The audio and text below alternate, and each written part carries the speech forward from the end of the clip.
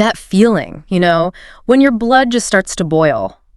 Maybe it's a frustrating email or a careless comment or just the sheer weight of a stressful day. We all know it. And as Dr. Phang pointed out, those tensions really seem heightened for a lot of people during the pandemic. It even contributed to some really concerning trends. Yeah, absolutely. But instead of just dissecting that feeling of anger, this deep dive is really about arming you with something much more useful.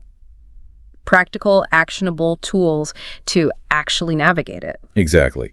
Today we're taking a close look at the Buddhist teachings on anger management. Yeah. Now, don't let teachings make you think this is just, abstract theory. Right. These are principles that offer a remarkably timely and relevant approach to a challenge we all face. And it really goes beyond just anger. Okay. As Dr. Phang highlights, we'll also touch on forgiveness and letting go of grudges and developing that much-needed quality of patience. They're all interconnected aspects of finding more inner calm. And guiding us through this is Dr. Phang Cheng Kar. He's a consultant psychiatrist, a mindfulness-based therapist at Sunway Medical Center, and also the creator of Mindful Gym. He brings a wealth of hands-on experience in this area. Yeah, and our conversation today really distills the key insights from one of his very informative YouTube talks. And our aim here really is to pull out the most valuable insights from Dr. Phang's talk. We want to offer you a kind of direct route to understanding the Buddhist perspective on anger. A shortcut, almost. Yeah, a shortcut. We want to equip you with concrete strategies, real techniques you can start experimenting with right away. And we'll explain them clearly without any, confusing jargon. Think of this as your personal toolkit for building a more peaceful inner life. Okay, so let's dive right in then. What's the fundamental Buddhist understanding of anger? Where does it start? Well, at its core, Buddhism identifies anger as one of the 3 mental poisons. Poisons? Yeah. Wow. Yeah, alongside greed and delusion. The Pali term for this specific one is dosa.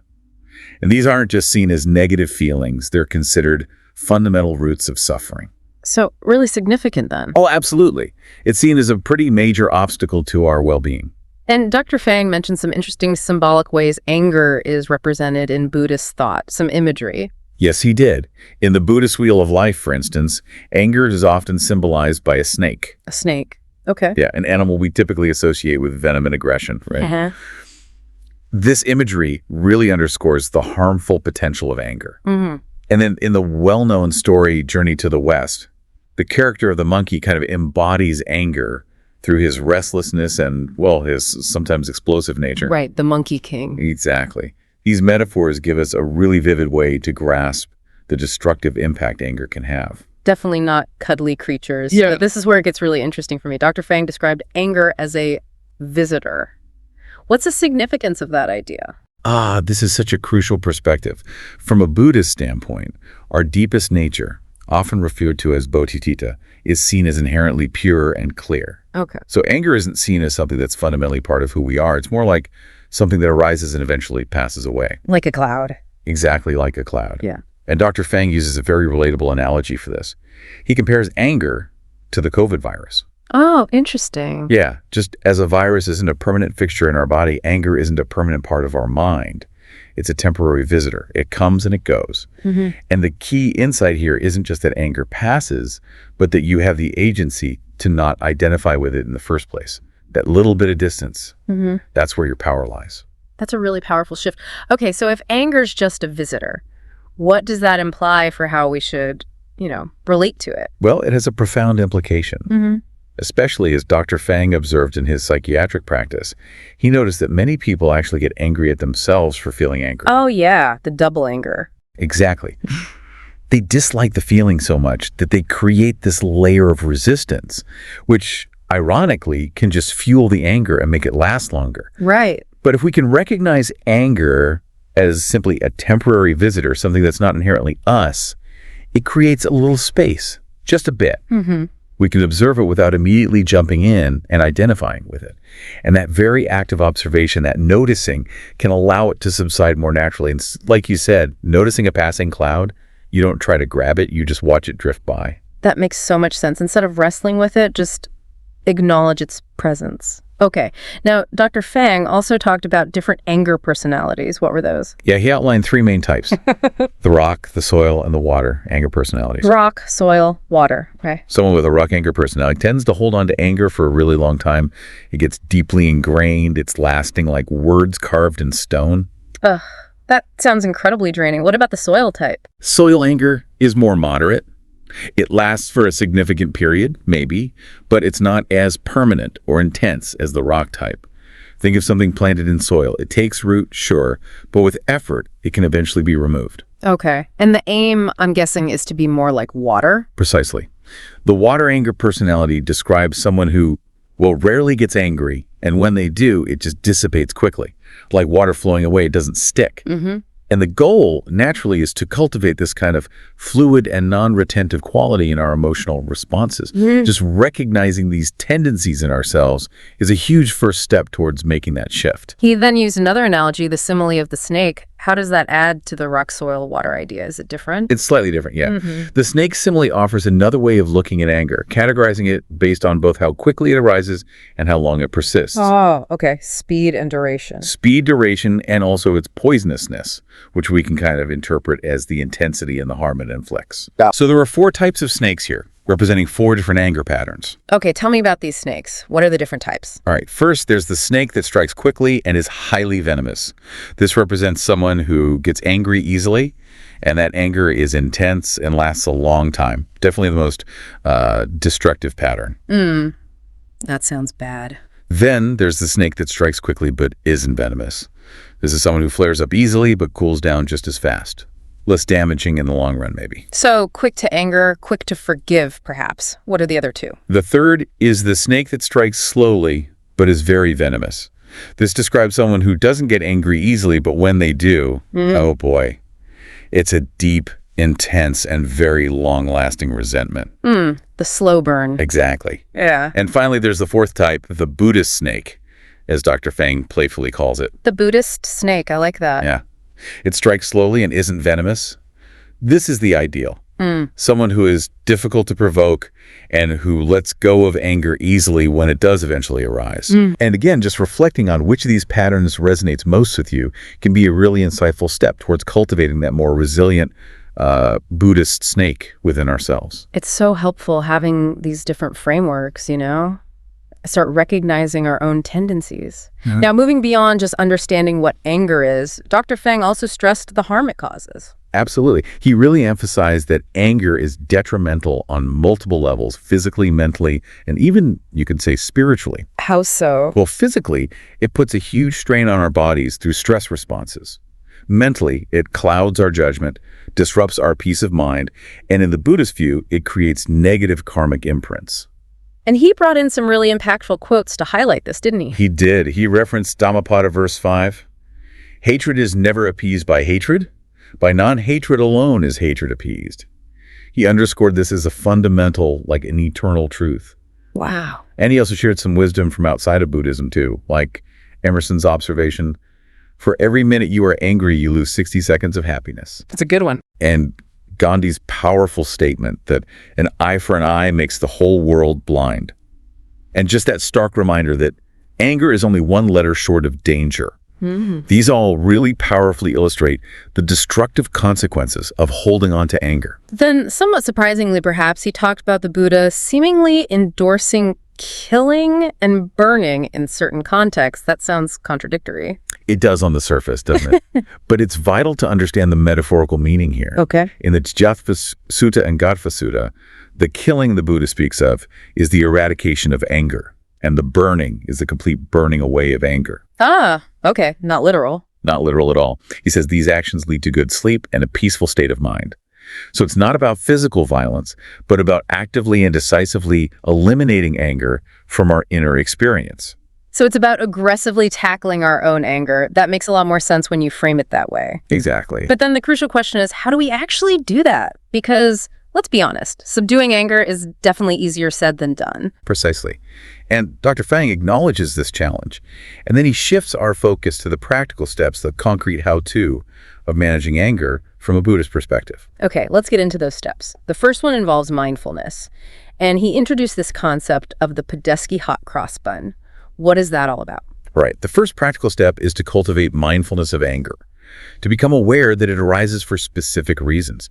The Buddhist hot cross bun is basically a tool, a model, that helps us systematically break down the experience of anger into its different components. It's like dissecting it. Kind of.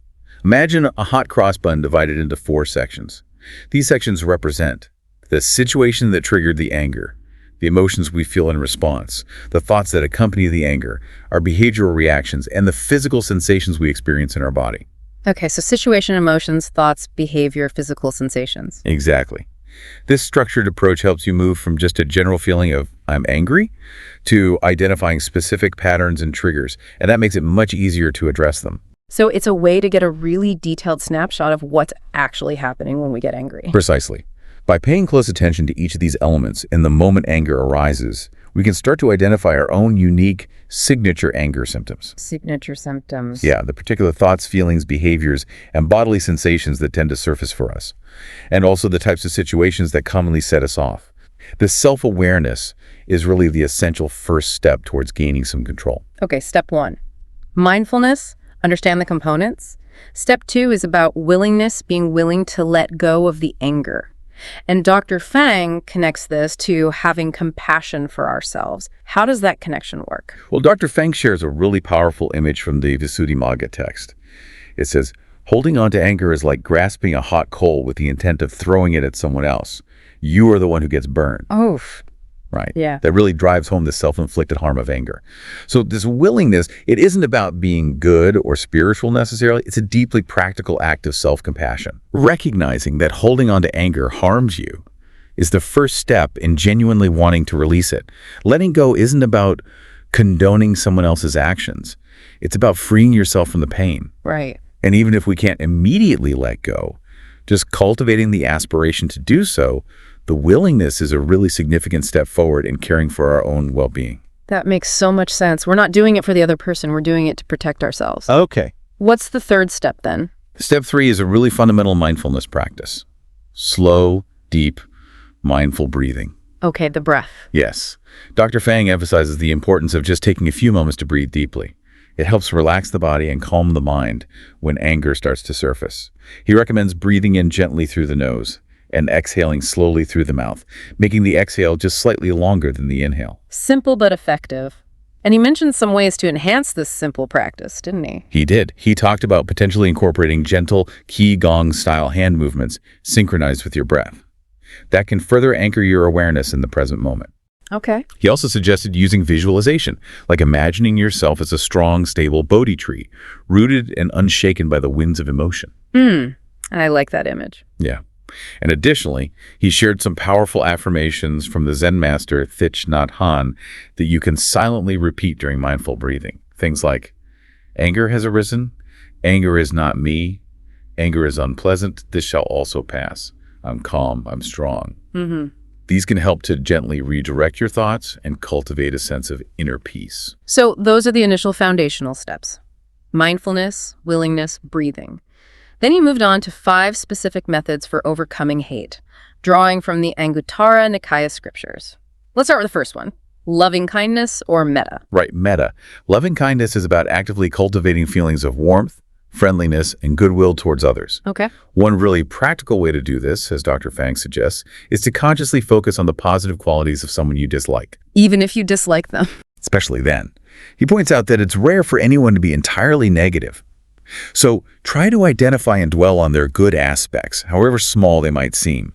He even shared a fascinating example from the Babemba tribe in Africa, where wrongdoing isn't met with punishment, but with a community ceremony focused entirely on affirming the positive qualities of the person who has erred. It's a powerful example of intentionally cultivating a loving perspective. Wow, that's such a different approach to conflict. He also mentioned metta meditation and a rather unique method involving the song Rasa Sayang. Yes, metta meditation itself, the practice of directing positive wishes towards yourself and others, that's a well-established technique. But Dr. Phang also shared his creative adaptation of the beloved folk song Rasa Sayang. He created new Buddhist-inspired lyrics focused on wishing happiness and well-being and translated them into English, Mandarin, Malay, and Palay. Yeah. He emphasizes the personal practice of silently singing this song with sincere good intentions, just radiating loving kindness as you do so. He mentioned even doing this as a mindful practice while walking through the hospital. It's a very active and, well, engaging way to cultivate these positive emotions. It's definitely a proactive way to foster those feelings. Now, a question many people have is, how do you extend this loving kindness to those we truly dislike or even feel, animosity towards? What was Dr. Phang's advice there? His key advice was, don't start with your biggest challenges. It makes sense. Right. Don't aim for the impossible first. Exactly. Cultivating loving kindness is like any form of training. You build capacity gradually. You wouldn't try to lift the heaviest weight on your first day at the gym. Good analogy. So instead, begin by directing these feelings of goodwill towards people you already feel grateful for, people you naturally care about. As your capacity for metta grows and strengthens, it can gradually become easier to extend those feelings to individuals towards whom you hold negative emotions. It's a step-by-step process of opening and softening your heart. Start small, build up. The second method is compassion. How does compassion differ from loving kindness in this context of overcoming hate? Well, compassion kind of takes it a step further. It involves actively seeking to understand the suffering of the person who's making us angry. Seeing their suffering. Yes. Instead of just wishing them well, we try to perceive them as someone who is actually experiencing pain, perhaps is unwell or is deeply in need of help. We move beyond simply focusing on their positive qualities to recognizing their inherent vulnerability. Dr. Phang quoted Thich Nhat Hanh beautifully on this. He said, when you look deeply into your anger, you will see that a person you call your enemy is also suffering. As soon as you see that, the capacity for accepting and having compassion for them is there. Wow. That shift in perspective, seeing the person not just as an antagonist, but as someone in pain, that can significantly soften our anger. That shift in perspective is so powerful. It's much harder to hold on to anger when you genuinely see the other person as being in some kind of distress. And Dr. Phang connected this to his work as a psychiatrist, didn't he? Yes, he did. He shared how he often sees anger and irritability as symptoms of underlying mental health conditions like depression and anxiety. Interesting. This understanding allows him to approach his patients with empathy and compassion, recognizing that their anger might be a manifestation of their own internal struggles rather than, say, a deliberate act of malice. He even mentioned his free ebook, I'm Still Human, Understanding Depression with Kindness, as a valuable resource for gaining this kind of compassionate understanding. Okay, third method. This one might seem counterintuitive when you're really angry. Pay no attention. But there's more to it than just ignoring the situation, right? It's not just sticking your head in the sand. Exactly.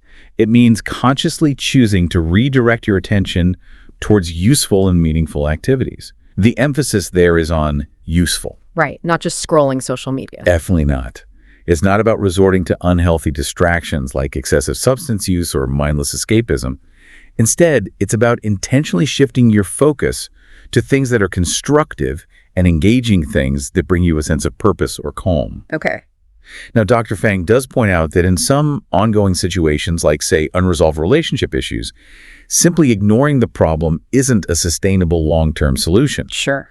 However, it can provide a really valuable temporary space to cool down and regain composure before addressing the issue more constructively later on. And this led to that wonderful story of Lord Saka and the demon Vipasiti, a perfect illustration of the wisdom in not engaging with anger. Yes, exactly. In the Vipasiti Sutta, Lord Saka, who's the king of the devas or gods, maintains complete calm and silence when the captured demon Vipasiti just unleashes this torrent of insults upon him. And when his charioteer questions his inaction, Lord Saka wisely explains that he chooses not to engage in a quarrel with a fool, because doing so would only make him a fool as well. Don't wrestle with a pig. Pretty much. The key takeaway is the wisdom of not escalating conflict by getting drawn into an angry exchange. Dr. Phang also shared Dhammapada verse 134, which beautifully compares a calm and unreactive person to a broken gong. It no longer resonates with sound.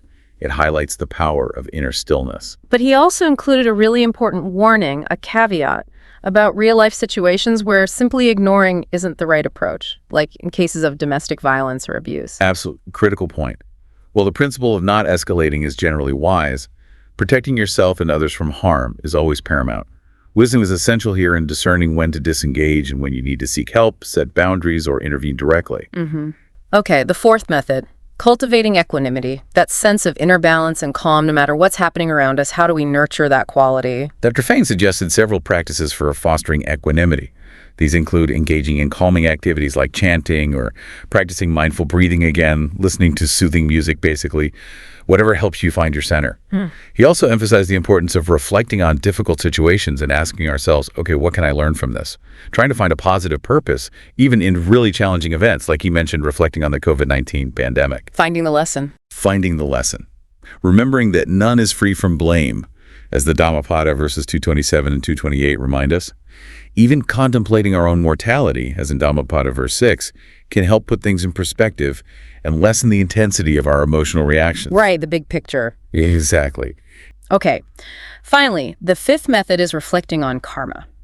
How can understanding karma help us deal with anger? Well, reflecting on karma can be a powerful tool for releasing anger in several ways. One is just the basic understanding that negative actions inevitably lead to negative consequences. So engaging in vengeful or hateful behavior will ultimately harm ourselves. What goes around comes around. Pretty much. As Ajahn Brahm humorously put it, why seek revenge? Karma's going to get the bastards anyway. Wow. Another aspect is considering that the difficult situation we're facing might actually be a result of our own past actions. Maybe it's an opportunity to learn and perhaps even clear some negative karmic imprints. Seeing it as an opportunity. Yeah.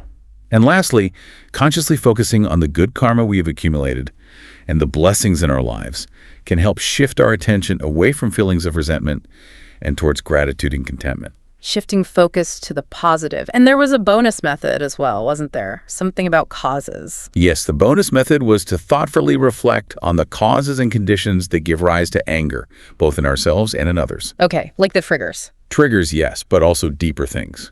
Considering factors like physical or mental illness, stress, unmet expectations, past experiences, ingrained patterns of behavior. By gaining deeper insight into these underlying causes, we can develop more understanding and hopefully more skillful ways of responding to anger, both our own and that of others. This has been such a thorough and really insightful exploration of the Buddha's teachings on anger management, all beautifully presented through the lens of Dr. Phang's expertise. So to maybe recap the key takeaways for you, our listener. Yeah, absolutely. We've learned that from a Buddhist perspective, anger is best understood as a temporary visitor, right? Not an inherent part of who you are. That's a jerk. Cultivating mindful awareness of your own anger patterns, the Tedeschi hot cross bun idea, is the crucial first step. We've explored the profound power of loving kindness, metta, and compassion as direct antidotes to anger. Right. Along with those practical techniques like mindful breathing, choosing healthy distractions, the pay no attention method, and the importance of cultivating inner equanimity and reflecting on karma and the underlying causes and conditions of anger. This deep dive, it's really been crafted with the hope that these insights and techniques will be immediately valuable and applicable in your own life. As you take these ideas with you, maybe consider this. What if truly understanding your anger as that temporary visitor could fundamentally reshape how you choose to respond to it? Yeah, that's a powerful question. Or, thinking about those different types of snakes we talked about, which one do you recognize most in yourself right now?